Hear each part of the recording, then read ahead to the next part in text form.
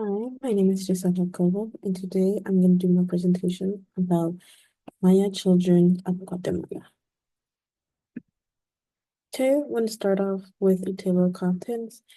I'm going to start off by talking about the Guatemala Civil War, and during those times, the effects of they did to the Maya children being exiled from Guatemala.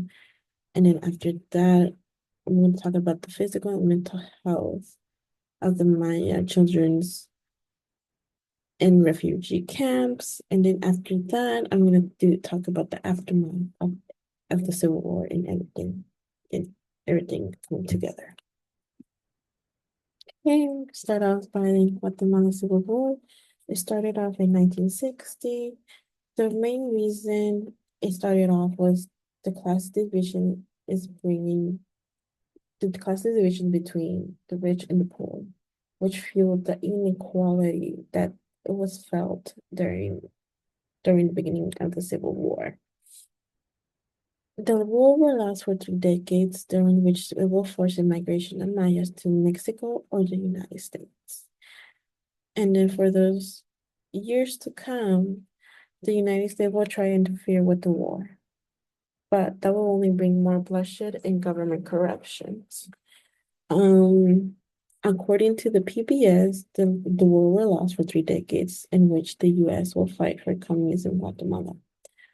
But due to that, U.S. militia groups will also violate countless human rights, and where they will either disappear people, they will displace people as well, and then they will also use use other violence countless as well. Okay, now we're gonna talk about Mayan children exile. For this, I used a source.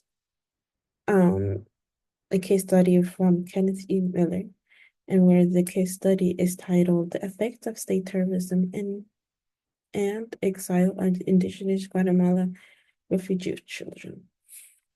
When it comes to Kenneth, he made this study in Chiapas, Mexico, during March and October 1993, in which the Civil War was still going on. Kenneth will bring into light the state terrorism, mental health impacts, and children having that sense of loss of their identity.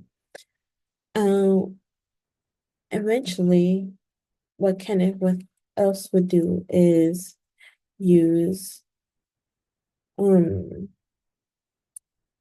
drawings and interviewing children and the refugees. And this will tell Kenneth the physical and the mental health that the clinical psychological assessments that Kenneth did shows the distress of in the children. When it came to the two refugee camps as well, within themselves, there were some things that wasn't go, going too well. There was not much room for the families that were migrating from Guatemala. There was also the malnourishment due to not enough resources during those times. And then also the children had tasks around the camp in order it to be fulfilled excuse me, because not a lot of adults were at the time available to fulfill all the tasks in the refugee camps. So it was up to the children to fulfill some of those tasks.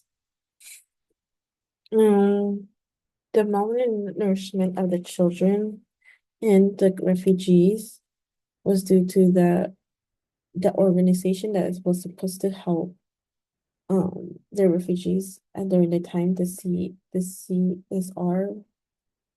the no the CODR that was founded in Mexico. They were supposed to provide with these resources, but due to the Civil War and then also government policies with the Guatemala government in Mexico, it made it that not enough resources will be sent to those refugees camps, so malnourishment happened.